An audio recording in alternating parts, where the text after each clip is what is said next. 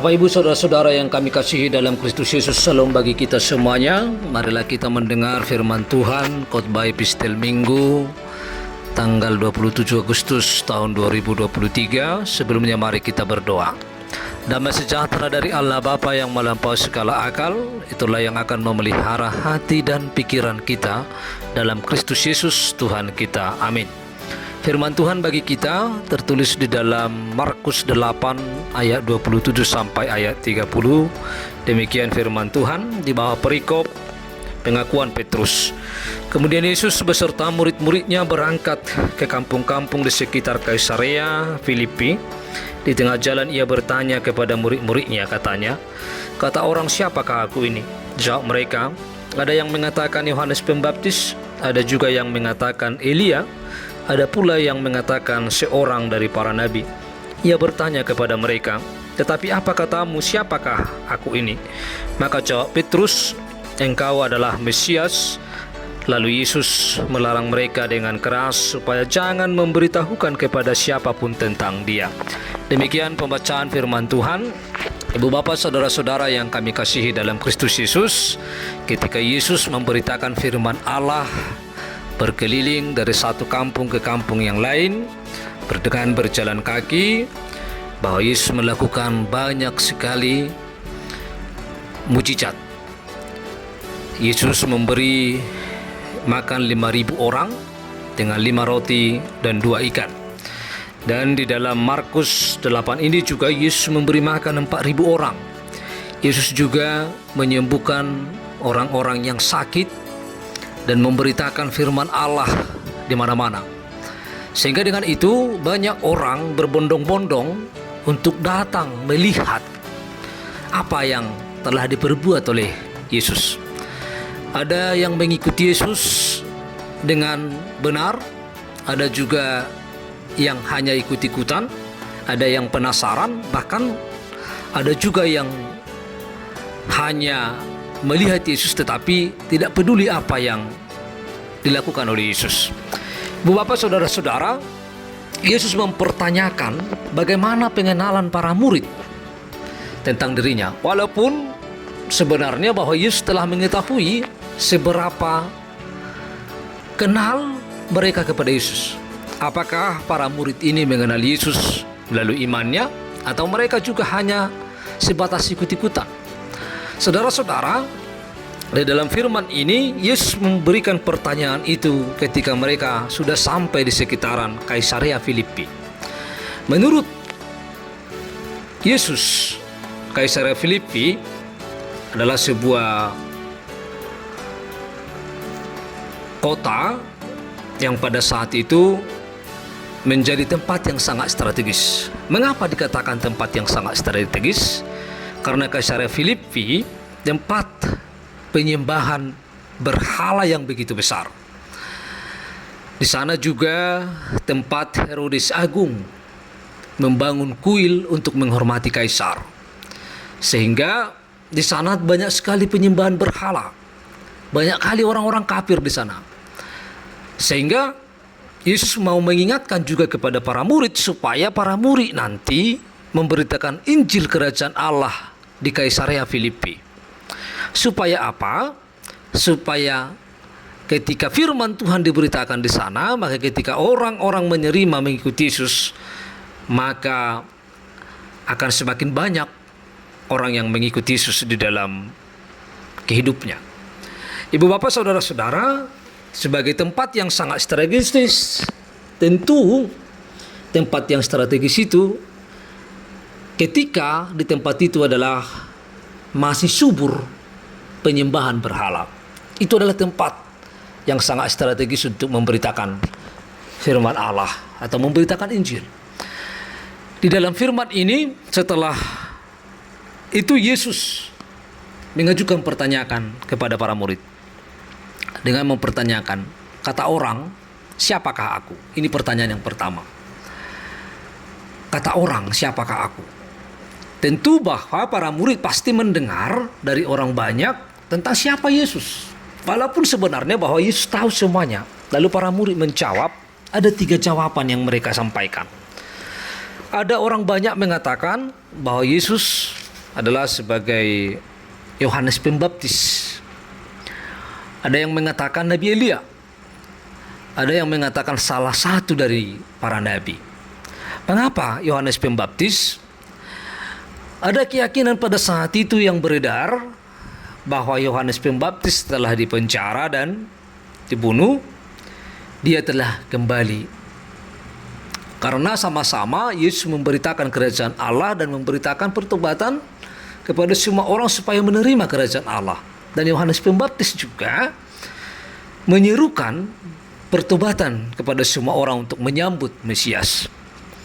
Sehingga pemahaman mereka bahwa Yesus itu adalah Yohanes Pembaptis. Lalu yang kedua adalah Elia. Kita mengetahui bahwa Elia dalam perjanjian lama, dia melakukan mujizat dengan menurunkan api. Dan Yesus juga melihat apa yang telah dilakukannya. Orang banyak mengira bahwa mujizat-mujizat yang dilakukan Yesus itu bahwa dia adalah seorang Elia. Mereka menganggap bahwa Elia itu telah hadir kembali. Lalu kalau bukan Elia, kalau bukan Yohanes Pembaptis, berarti salah satu dari nabi. Itu pemahamannya. Ibu bapak saudara-saudara, berbeda-beda setiap pandangan orang tentang Yesus. Ada yang percaya bahwa Yesus adalah anak Tuhan, anak Allah, dan ada yang tidak percaya bahwa Yesus adalah anak Tuhan.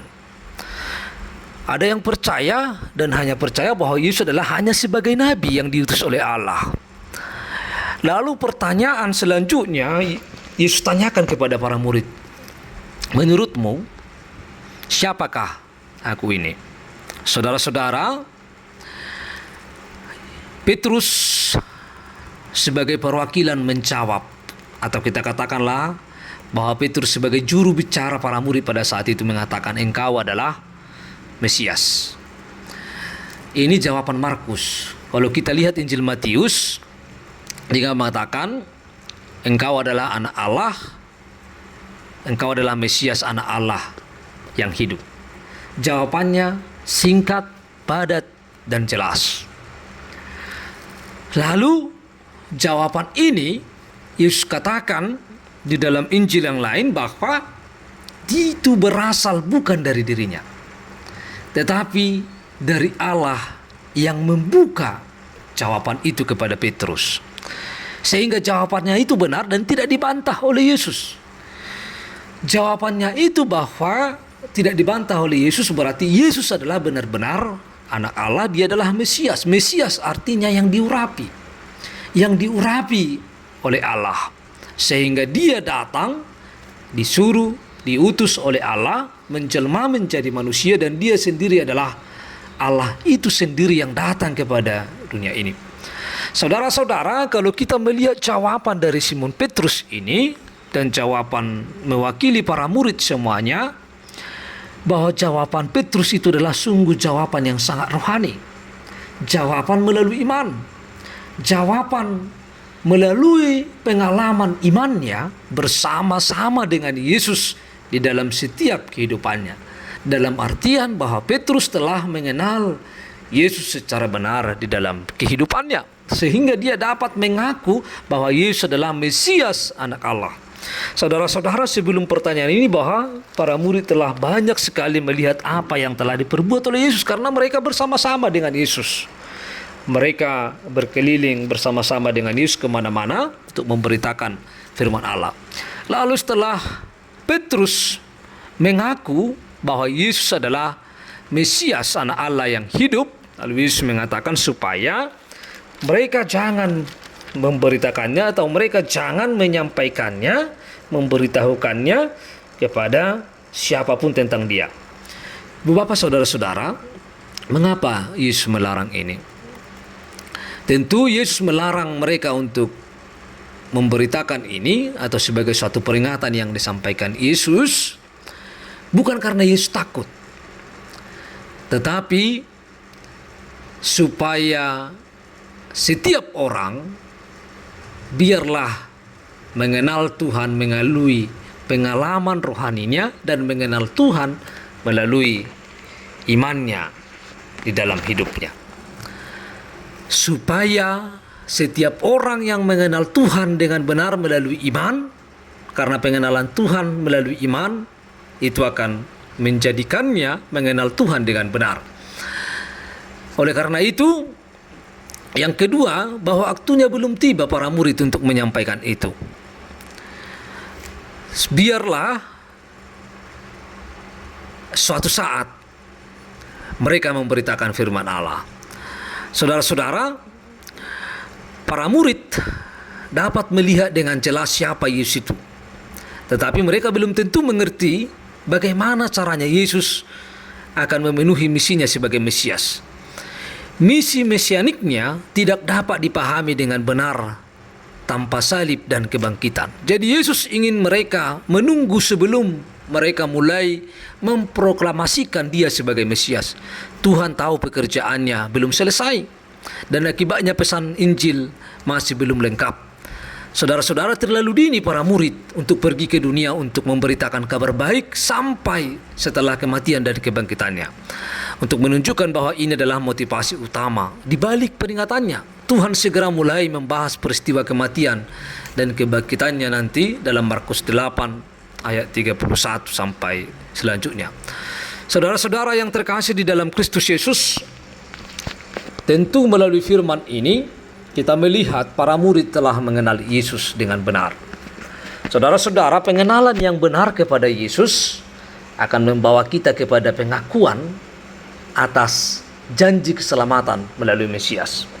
Janji keselamatan melalui Mesias bahwa kita mengaku dan percaya sepenuhnya kepada Mesias, kepada Yesus, kepada Tuhan sebagai Tuhan dan Juru Selamat kita.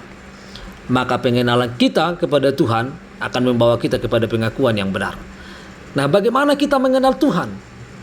Kita mengenal Tuhan melalui segala apa yang telah diperbuatnya bagi dunia ini.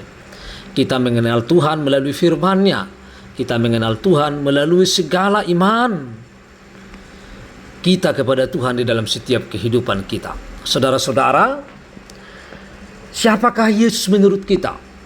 Siapakah Yesus bagi kita? Apakah Yesus bagi kita sebagai Tuhan dan Juru Selamat kita?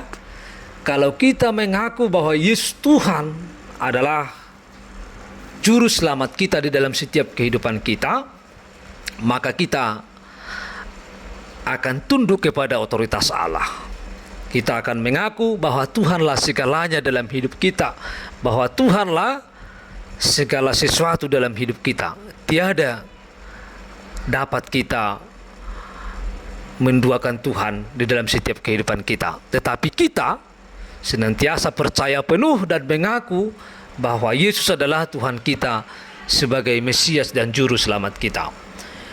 Oleh karena itu, Bapak Ibu Saudara-saudara, melalui firman ini, biarlah kita benar-benar mengenal Yesus, supaya kita juga benar-benar mengaku bahwa Tuhan adalah Juru Selamat kita. Kita benar-benar percaya dan setia kepada Tuhan dalam setiap hidup kita.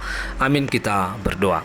Ya Tuhan Allah Bapa kami yang di surga, kami telah mendengar firman-Mu. Biarlah kuasa Roh Kudus-Mu yang memberi kami pengertian untuk mengerti akan firman-Mu, sehingga firman-Mu dapat kami lakukan dan kami benar-benar mengaku bahwa Engkaulah Tuhan Juru Selamat kami dalam hidup kami. Dalam nama Kristus Yesus kami telah berdoa. Amin.